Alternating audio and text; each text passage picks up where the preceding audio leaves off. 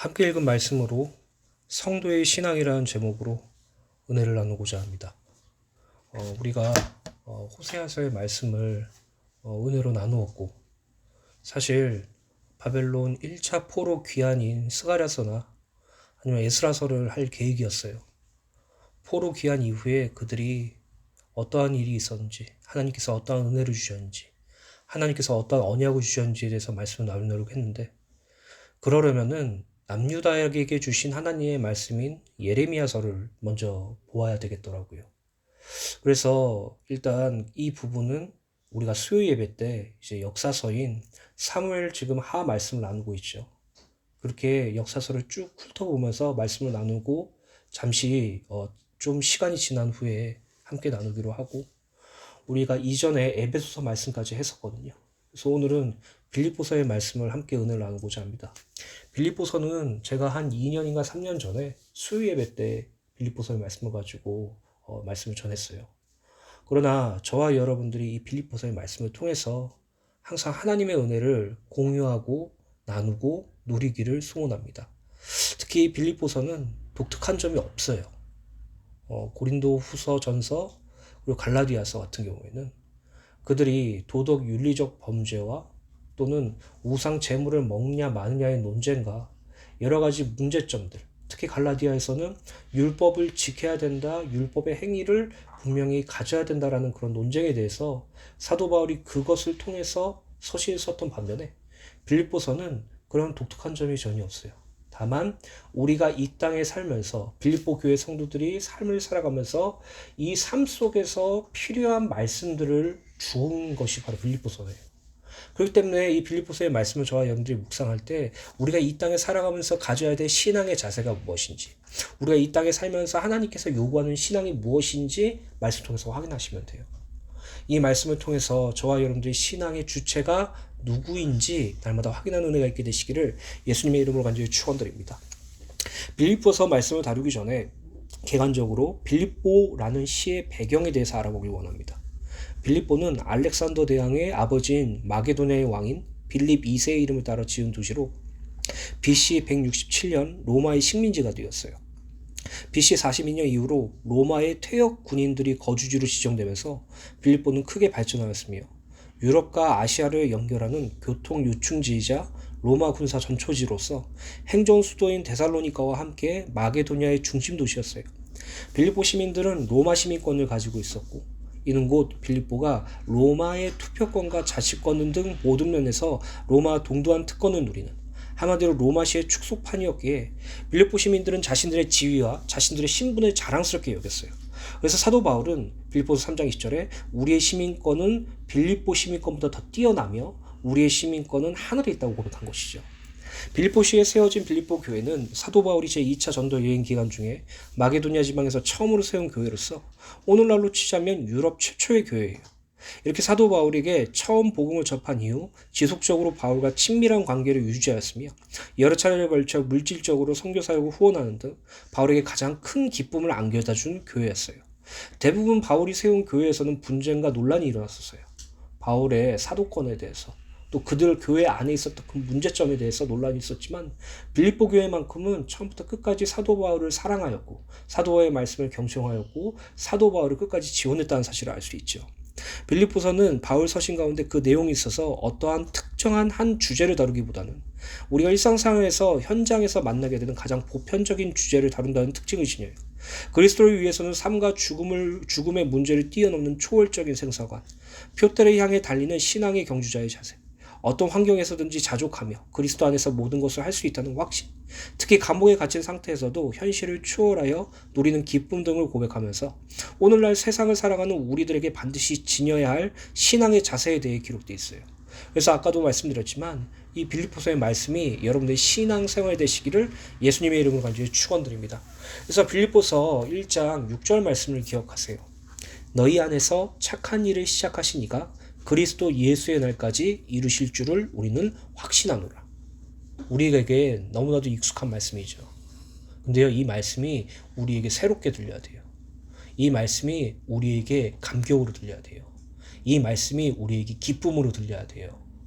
그 이유는 무엇이냐면 우리가 하는 신앙생활이라는 것은 우리가 하는 것이 아니라 하나님께서 잘하게 하신다는 사실 때문이에요. 저는 사실 하나님께서 잘하게 하신다는 이 사실이 얼마나 다행인지 모르겠어요. 내가 하나님 앞에 드릴 거는 죄밖에 없거든요. 내가 하나님 앞에 지은 거는 불신앙밖에 없거든요. 도저히 저는 저를 봤을 때 신앙생활을 잘하게 할 자신이 없어요. 사람들한테는 신앙생활을 잘하는 척 할 수는 있겠지만 하나님 앞에서는 못하겠더라고요. 근데요, 신앙생활이라는 게 내 힘으로 하는 게 아니래요. 하나님께서 우리를 잘하게 하신대요. 하나님께서 우리 안에서 착한 일을 시작하셨고 그 착한 일을 그리스도의 예수의 날, 마침내 이 땅에 재림주로 오실 그 예수의 날에 완성하실 것이래요. 그렇기 때문에 저는 하나님만 더 의지할래요. 사람들 앞에서 나의 신앙을 뽐내는 자리가 아니라 하나님만 더욱더 바라볼래요. 하나님만 더욱더 의지할래요. 같은 신앙을 공유하는 은혜가 있게 되시길 예수로 간절히 축원드립니다.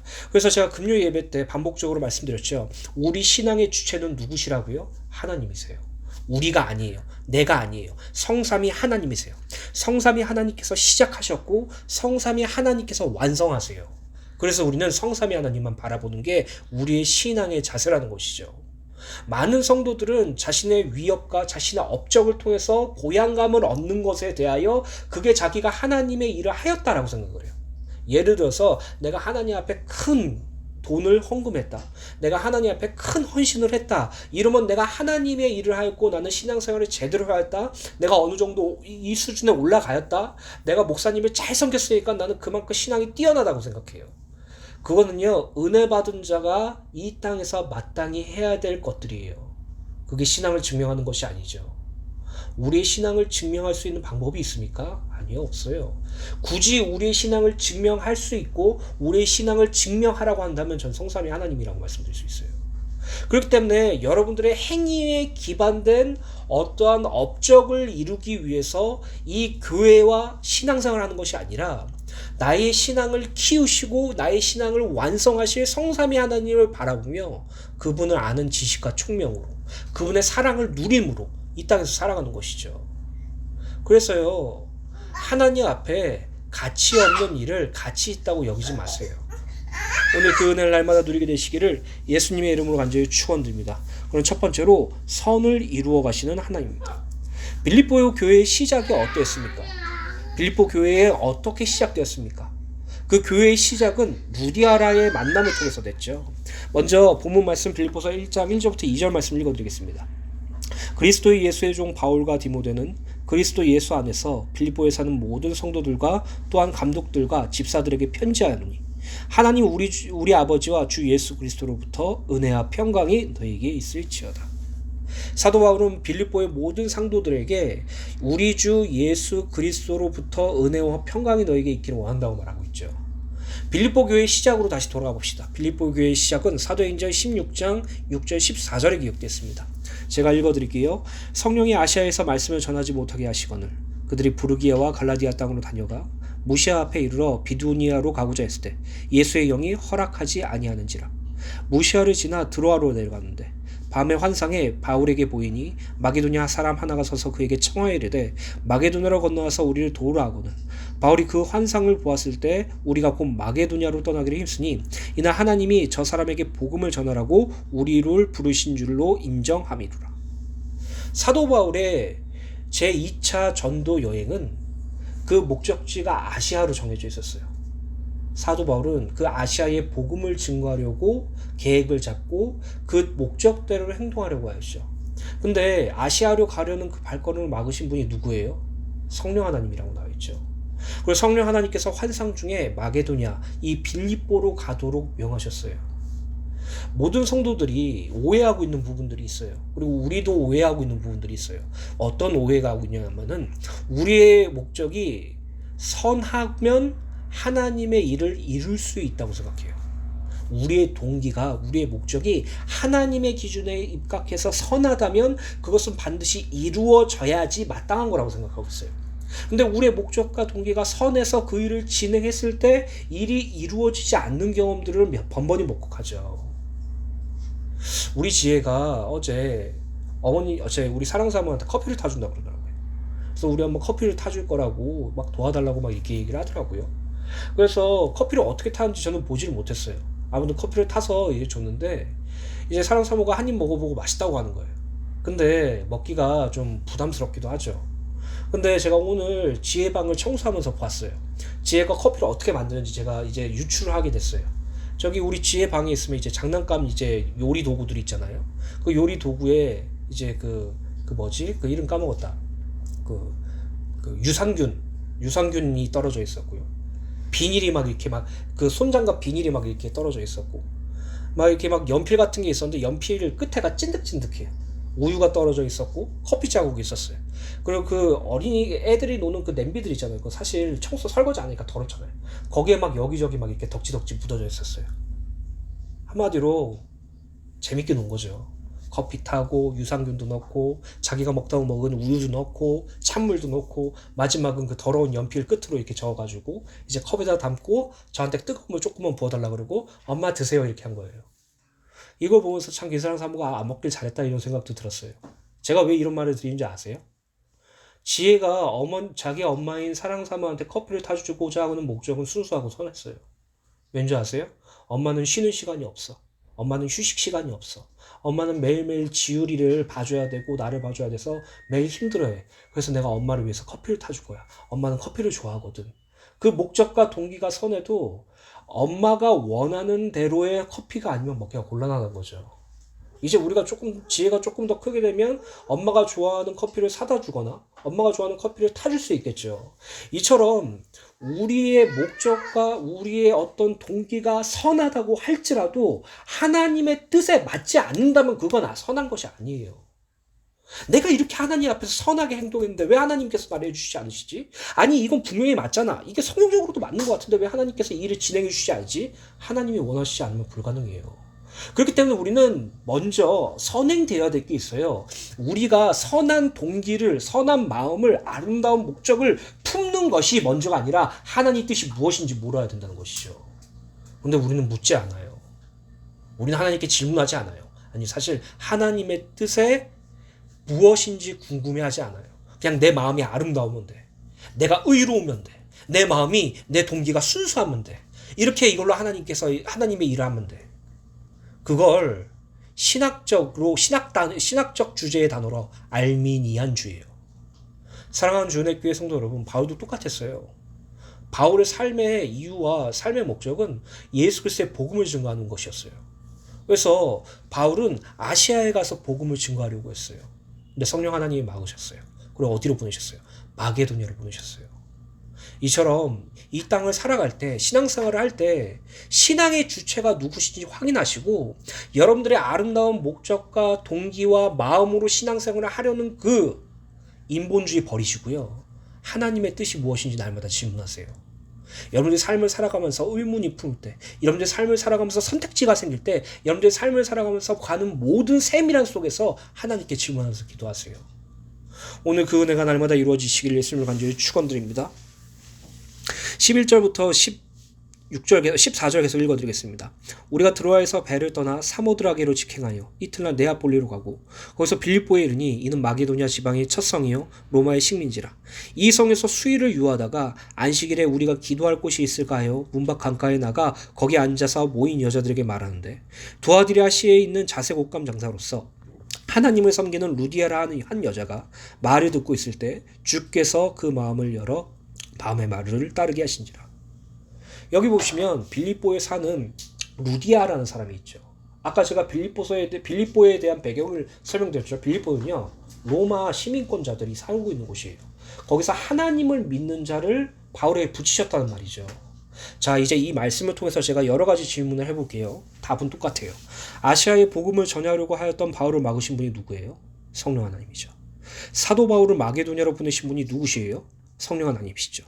사도 바울이 빌립보에 가서 루디아를 만나 복음을 전하였을 때 루디아의 마음을 여신 분은 누구십니까? 성령 하나님, 주님이시죠. 빌립보 교회의 시작도 성삼위 하나님이시고 빌립보 교회의 과정도 성삼위 하나님이시며 빌립보 교회를 그리스도의 예수의 날까지 이루시는 분도 성삼위 하나님이에요. 우리 교회를 보세요. 우리 교회는 예배당도 없어요. 교회당이 없다니까요.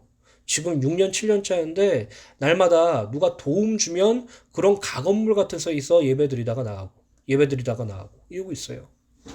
있던 성도들도 거의 떠나고 이제 3명밖에 없어요. 근데요, 이 서울 주은혜교회를 시작하신 분이 누구예요? 강준성 목사님이에요? 홍준성 목사예요? 아니, 하나님이에요. 이 서울 주은혜교회를 진행하시는 분이 누구예요? 성삼위 하나님이에요. 그럼 이 서울 주은혜교회를 완성하시는 분이 누구예요? 성삼위 하나님이에요. 현실에 속지 맙시다. 환경에 속지 맙시다. 저도 현실과 환경에 속을 때가 너무나 많아요. 근데 현실과 환경은 우리를 넘어지게 하는 걸림돌일 뿐이에요. 하나님께서 우리 교회를 시작하셨고요. 하나님께서 우리 교회를 진행하고 계시고요. 하나님께서 우리 교회를 완성하고 계실 것이에요. 그래서 우리 교회 주체가 누구세요? 하나님이에요. 제가 아니에요. 여러분들이 아니에요. 어떤 단어가 아니에요. 어떤 목적이 아니에요. 하나님이에요. 오늘 저와 여러분들이 우리 교회를 두고 기도하실 때 성삼위 하나님이 우리의 교회의 주체가 되시길 기도하시고 우리의 교회를 진행하실 성삼위 하나님 때 날마다 하나님의 뜻을 물어서 우리 교회가 그리스도의 날에 가장 착한 일을 완성하실 하나님을 찬양하는 자리에 서는 은혜가 있게 되시기를 예수님의 이름으로 간절히 축원드립니다. 사도 바울은 빌립보 교회 편지의 첫 시작에 자신을 그리스도 예수의 종으로 소개하였죠. 또 빌립보 교회 모든 성도들에게 하나님 아버지와 주 예수 그리스도의 십자가 구원의 은혜와 하나님 안에 거하는 영적 화목의 평강이 가득하길 기원한 것이에요. 왜요? 빌립보 교회를 시작하신 분도 하나님이시고 빌립보 교회를 진행하신 분도 하나님이시며 빌립보 교회를 완성하신 분도 하나님이기 때문에 빌립보 교회에게 필요한 것은 세상의 인정이나 세상의 물질이나 어떤 세상의 것이 아니라 그리스도 예수의 십자가 구원의 은혜와 하나님과 함께하는 화목의 평안이 필요하다는 것이에요. 오늘 우리 교회에게 필요한 것은 교회당도 아니고요. 오늘 우리 교회에 필요한 것은 어떤 경제관도 아니고요. 오늘 우리 교회에서 필요한 건 성도들이 성공하는 것이 아니에요. 그리스도 예수의 십자가 구원의 은혜와 하나님과 함께하는 화목의 평안이 하나님과 함께하는 화목의 평안이 우리에게 필요하다는 것이에요. 그래서 우리 교회를 위해서 기도하실 때 이렇게 기도하세요. 하나님이 우리 교회의 주체가 되게 해주세요. 예수 그리스도의 십자가 구원의 은혜를 날마다 풍성히 부어주시옵소서. 하나님이 함께함으로 말미암아 오늘 이 화목의 평안을 우리에게 크게 부어주시옵소서. 이게 우리 교회의 기도 제목으로 붙잡고 빌립보서 말씀을 함께 나누기를 간절히 소원합니다. 계속해서 빌립보서 1장 3절부터 5절 말씀 읽어드리겠습니다. 내가 너희를 생각할 때마다 나의 하나님께 감사하며 간구할 때마다 너희 무료일을 위하여 기쁨으로 간구함은 너희가 첫날부터 이제까지 복음을 위한 일에 참여하고 있기 때문이라.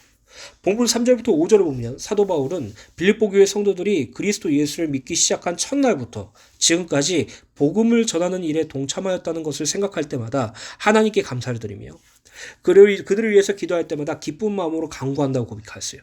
한마디로 말하면 빌립보 교회 너희들이 항상 복음 안에 있어서 기쁘고 이 복음을 참여하고 전하는 것에 기쁘며 이것을 위해서 기쁨과 감사를 하나님께 간구하고 있다고 말하고 있죠. 이 복음이요, 복음. 우리가 복음이 무엇이냐고 물어보시면 좋은 소식이라고 말하죠. 근데요, 이 복음이라는 단어는 기독교인의 전유물이 아니에요. 보편적인 단어예요. 실제로 이 로마 시대 때 황제가 하는 말을 뭘로 칭했냐면 복음이라고 칭했어요. 그렇다면 우리가 말하는 이 복음은 무엇입니까? 단순한 좋은 소식으로 끝나는 것입니까? 아니요. 성경적으로의 복음은 바로 하나님께서 예수 그리스도 안에서 인간의 모든 죄를 사하시고 그들과 화목한 일에 대한 소식을 뜻해요. 이 복음에 우리가 참여했어요. 이 복음을 우리가 받았어요. 받았을 뿐만 아니라 참여했어요. 하나님께서 우리를 구원하시기 위해서 인간의 모든 죄를 사시기 위해서 그리스도 예수를 보내셔서 그 그리스도 예수로 말미암아 다시 하나님과 화목하게 된 그 소식, 그 복음을 우리에게 주셨고 우리를 참여하고 우리에게 동참하는 은혜를 주셨어요. 이 땅을 무엇을 위해서 살 거예요? 복음을 위해서 사는 것이죠. 복음을 전하는 것을 위해서 사는 것이죠.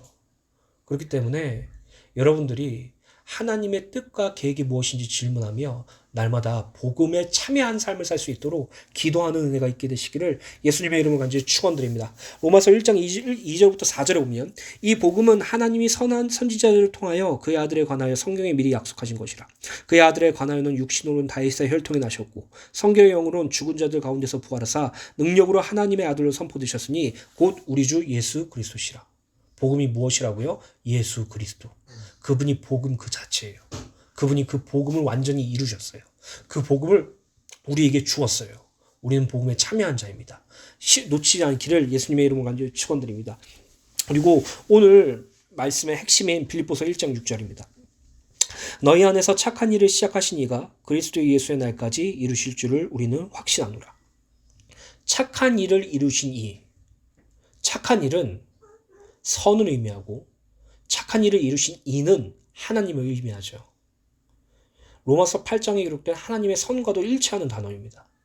다 하나님께서 이루신 착한 일이란 건 무엇일까요? 구원이죠. 그거밖에 없어요. 하나님이 선으로 규정한 것은 하나님과 함께하는 것이에요. 하나님이 악으로 규정한 것은 죄에 대해서 말씀하신 것이에요.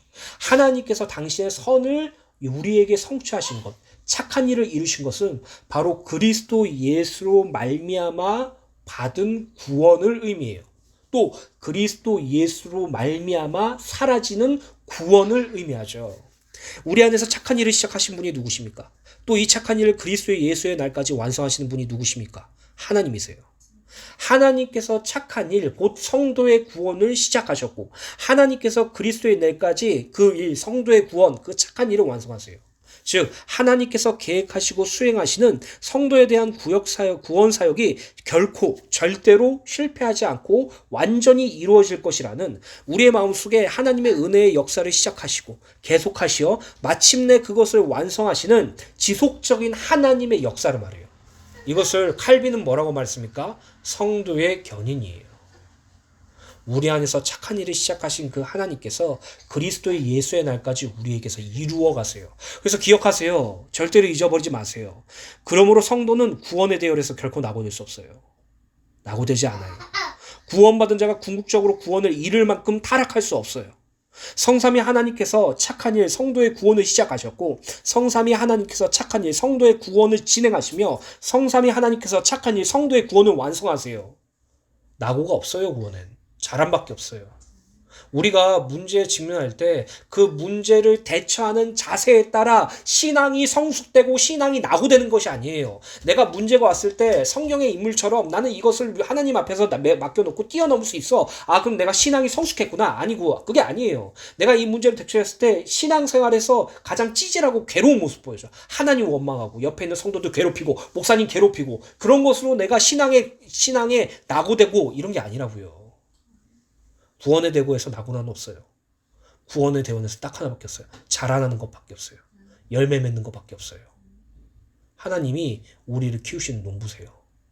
예수님이 우리와 연합한 포도나무세요. 우리는 그 가지에 붙어 있어요. 뿌리가 우리를 보존케 해요. 뿌리가 우리를 열매를 맺게 해요. 농부 대신 하나님이 우리를 가꾸어 주세요. 구원의 대열에서 결코 낙오는 없어요. 궁극적으로 구원을 이룰 만큼 타락할 수가 없어요. 그것은 하나님의 구원을 기만하는 행위예요. 사랑하는 주의 교회 성도 여러분, 우리 안에서 착한 일을 시작하신 그 하나님께서 그리스도의 예수의 날까지 그 착한 일을 완성하실 것을 분명히 말씀으로 믿으시고 이제 그 착한 일을 진행하신 성삼위 하나님께 날마다 기도하는 은혜가 있게 되시길 예수님의 이름으로 간절히 축원드립니다. 그래서 데살로니가전서 5장 16절부터 24절의 말씀을 굳게 붙잡으십시오. 항상 기뻐하세요. 왜 기뻐해야 돼요? 우리 안에 착한 일을 시작하신 하나님이 우리와 함께 하시기 때문에. 쉬지 말고 기도하라. 왜 기도해야 돼요? 우리 안에서 착한 일을 진행하고 계시는 성삼위 하나님을 의지하기 위해서. 범사에 감사하라. 왜 우리가 범사에 감사해야 돼요? 우리에게 착한 일을 그리스도 예수의 날까지 완성하실 성삼위 하나님을 생각할 때 이것이 그리스도 예수 안에서 너를 향하신 하나님의 뜻이니라. 그래서 우리는 이 땅에 살아가면서 하나님의 성령을 무시하는 성령을 소멸하지 말며 하나님의 말씀을 경휼히 여기는 예언을 멸시하지 말고 범사에 날마다 분별하여 좋은 것 하나님의 선을 취하고 범사의 악은 하나님께서 싫어하시는 악은 어떠한 것이라도 버려야 돼요. 그래서 23절 24절입니다. 평강의 하나님이 친히 너희를 온전히 거룩하게 하시고 또 너희의 온 영과 혼과 몸이 우리 주 예수 그리스도 안에서 강림하실 때에 흠없게 보존되길 원하노라. 평강의 하나님이 우리를 온전히 거룩하게 하실 것이에요. 당신의 착한 일을 이루실 것이에요. 그리고 그리스도 예수께서 다시 강림하실 때 흠없게 보존될 것이에요. 우리 안에서 착한 일을 시작하신 그리스도 예수 성삼위 하나님의 찬양하는 은혜가 있게 되시길 축원드립니다. 그래서 24절에 이렇게 말하고 있습니다. 너희를 부르시는 이는 미쁘시니 그가 또한 이루시리라. 너희를 부르시는 이 하나님은 미쁘시니 믿음직하니 믿을 수 있으니 그가 또한 이루시리라. 여러분 안에 착한 일을 시작하신 분이 누구십니까? 성삼위 하나님이에요. 여러분 안에 착한 일, 성도의 구원을 이루실 분이 누구십니까? 성삼위 하나님이에요. 신앙의 주체는 하나님 한 분밖에 없었어요. 오늘 내 힘이 아니라 하나님의 힘을 의지하고 체험하는 은혜가 있게 되시길 예수님의 이름으로 간절히 축원드립니다. 그래서 로마서 1장 17절에 우리가 이 땅에서 사는 자세에 대해서 설명되어 있죠. 복음에는 하나님의 의가 나타나서 믿음으로 믿음에 이르게 하나니 기록된 바 오직 의인은 오직 구원받은 성도는 오직 착한 일을 시작하실 하나님을 의지하는 자는 믿음으로 말미암아 살리라. 성삼위 하나님을 믿는 믿음으로요. 내가 이 땅에 사는 이유는 나를 사랑하사 나를 위하여 자기 목숨을 버리신 하나님의 아들을 믿는 믿음 안에서 사는 것이라. 오늘 성삼위 하나님을 믿는 믿음 안에서 여러분들 신앙을 정립하시기를 예수님의 이름으로 간절히 축원드립니다. 두 번째로 성도의 기도 제목입니다. 먼저 빌립보서 1장 9절입니다. 내가 기도하노라 너희 사랑을 지식과 모든 총명으로 점점 더 풍성하게 하사.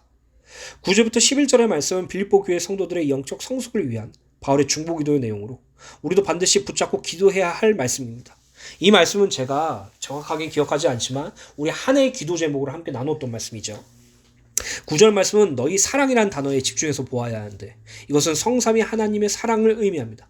즉 성삼위 하나님의 사랑을 아는 지식과 총명이 더욱더 풍성하여져서 본문 10절에 지극히 선한 것 선상의 하나님의 구원을 분별하고 세상과 섞이지 않고 더럽혀지지 않는 진실함과 범죄로 넘어지게 하는 허물을 제거하여서 예수 그리스도로 말미암은 의의 열매가 가득하여 그리스도의 나라에 하나님의 영광과 찬송가 되기를 원한다는 기도 제목이에요. 그렇기 때문에 우리가 처음으로 집중해야 될 기도 제목은 바로 성삼위 하나님을 아는 지식과 총명이에요. 이게 시작이라는 것이죠. 신앙생활을 어떻게 하는 거예요? 하나님의 사랑을 누리는 것이에요. 신앙생활이 단계가 있다면 무엇을 먼저 하는 것이에요? 먼저 예배를 먼저 드리십시오. 그 다음에 예배를 잘 드리면 기도생활을 하십시오. 기도생활을 잘하면 헌금을 하십시오. 이게 아니에요. 신앙생활의 첫 시작은 성삼위 하나님의 사랑을 아는 지식과 총명을 강구하는 것이에요. 오늘 여러분 하나님의 사랑이 무엇인지 아십니까? 수요 예배 끝나고 사랑 사모가 저한테 갑자기 뜬금없이 질문하더라고요. 하나님을 사랑한다는 게 뭘까라고 말했을 때 저도 말문이 막혔어요. 하나님을 사랑한다는 게 뭐지? 내가 나의 몸을 드리는 건가?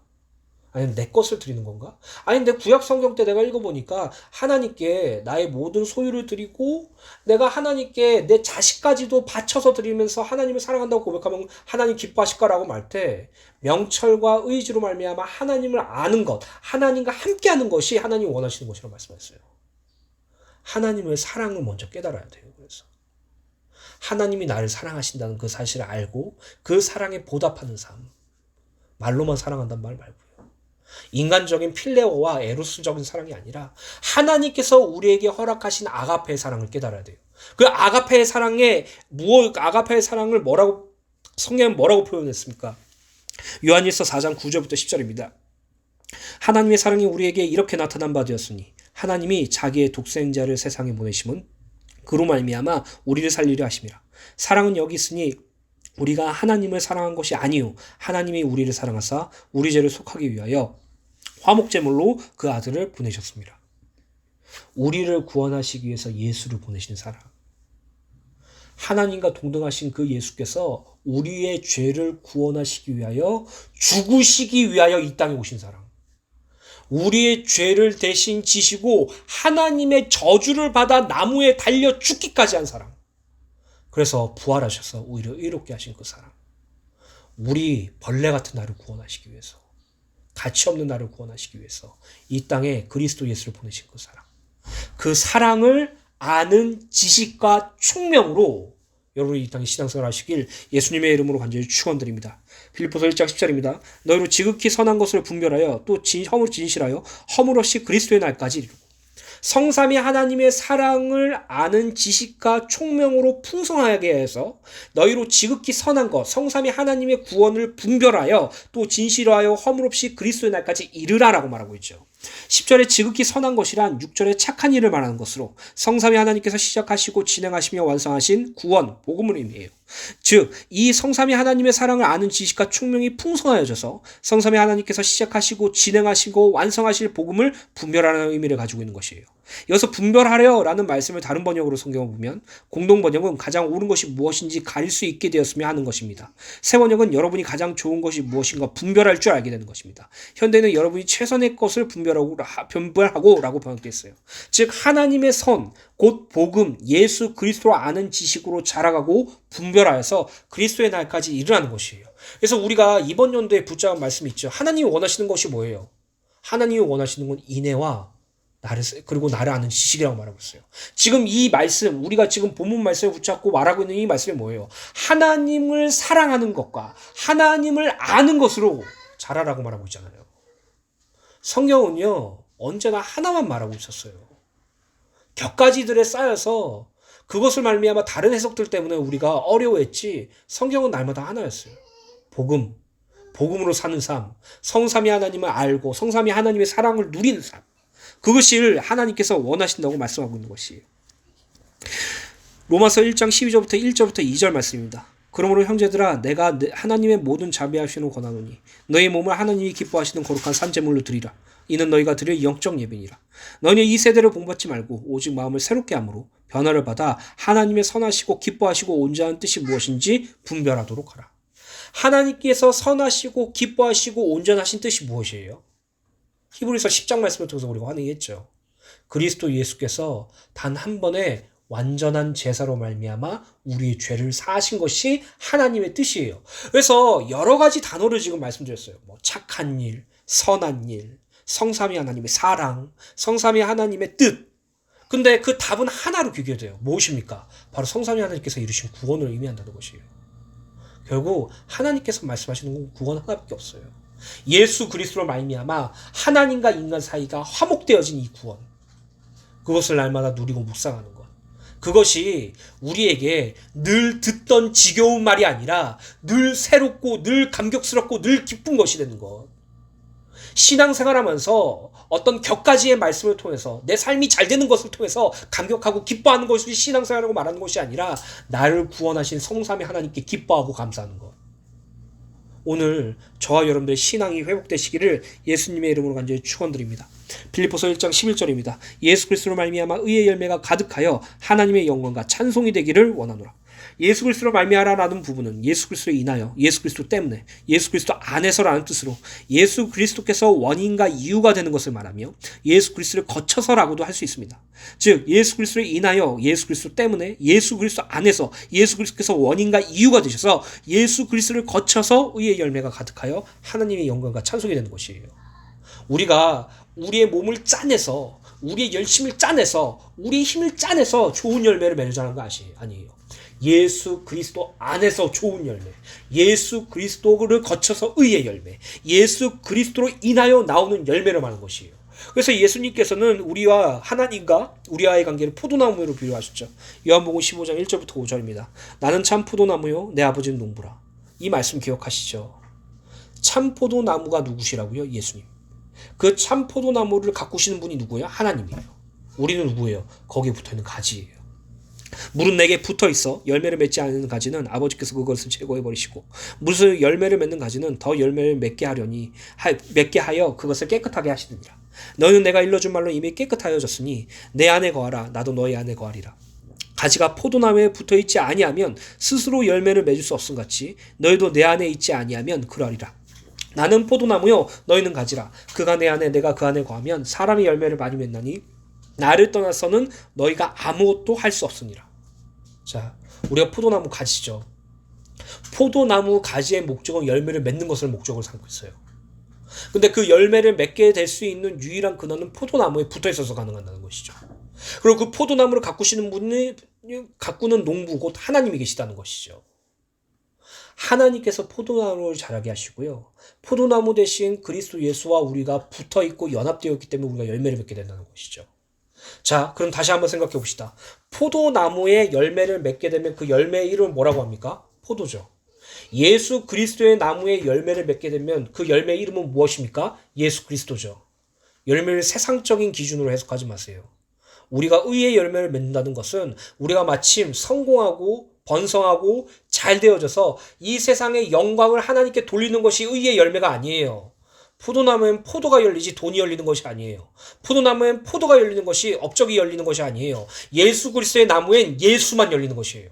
오늘 여러분들에게 의의 열매가 풍성하여서 하나님께 영광과 찬송이 된다는 것은 여러분들이 이 땅에 살면서 그리스도의 열매를 맺음으로 말미암아 하나님께 영광과 찬양을 돌린다는 것이에요. 그래서 여러분들을 다른 호칭으로 그리스도인이라고 하잖아요. 오늘 예수 그리스도의 열매를 맺는, 예수 그리스도의 열매를 풍성하게 맺는 주은혜 교회 성도님이 되시길 예수님의 이름으로 간절히 축원드립니다. 그럼 예수 그리스도의 열매를 맺는다는 것은 무엇이에요? 간단해요. 예수를 아는 것. 예수를 믿는 것, 예수를 사랑하는 것, 예수만 바라보는 것. 그게 바로 그리스도 예수의 의의 열매예요. 그 열매를 날마다 누리게 되시길 예수님의 이름으로 간절히 축원드립니다. 그래서 골로새서 1장 9절부터 10절 말씀, 사도 바울은 항상 모든 교회에게 동일한 기도 제목, 비슷한 기도 제목을 항상 했어요. 그만큼 이 기도 제목이 중요하다고 말하는 것이죠. 골로새서 1장 9절부터 10절입니다. 이로써 우리도 듣던 날부터 너희를 위하여 기도하기를 그치지 아니하고 구하노니 너희로 하여금 모든 신령한 지혜와 총명에 하나님의 뜻을 아는 것으로 채우게 하시고 주께 합당하여 행하여 범사에 기쁘시게 하고 모든 선한 일에 열매를 맺게 하시며 하나님을 아는 것에 자라게 하시고. 다시 한번 말씀드리기에 신앙의 주체는 누구시죠? 하나님이세요. 우리 안에서 착한 일을 시작하신 분이 누구시죠? 하나님이시에요. 우리 안에서 착한 일을 그리스도 예수의 날에 완성하실 분이 누구시죠? 하나님이시죠. 결론입니다. 이 기도 제목 평생으로 붙잡고 기도하시 간절히 축원드립니다. 에베소서와 함께 읽은 이 말씀과 그리고 골로새서의 말씀을 제가 요약해서 적은 말씀입니다. 우리의 기도 제목 되시기를 예수님의 이름으로 간절히 축원드립니다. 우리 주 예수 그리스도의 하나님 영광의 아버지께서 지혜와 계시의 성령을 주셔서 하나님을 더욱 잘 알게 해주시고 모든 영적인 지혜와 총명으로 하나님의 뜻을 아는 것으로 채우게 하시고 예수 그리스도의 사랑으로 말미암아 지식과 모든 총명으로 점점 더 풍성하여져서 지극히 선한 것을 분별하여 그리스도의 날까지 이루어 주시옵소서. 가능하시면 외우셔서 여러분들의 평생 기도 제목 되시기를 예수님의 이름으로 간절히 축원드립니다.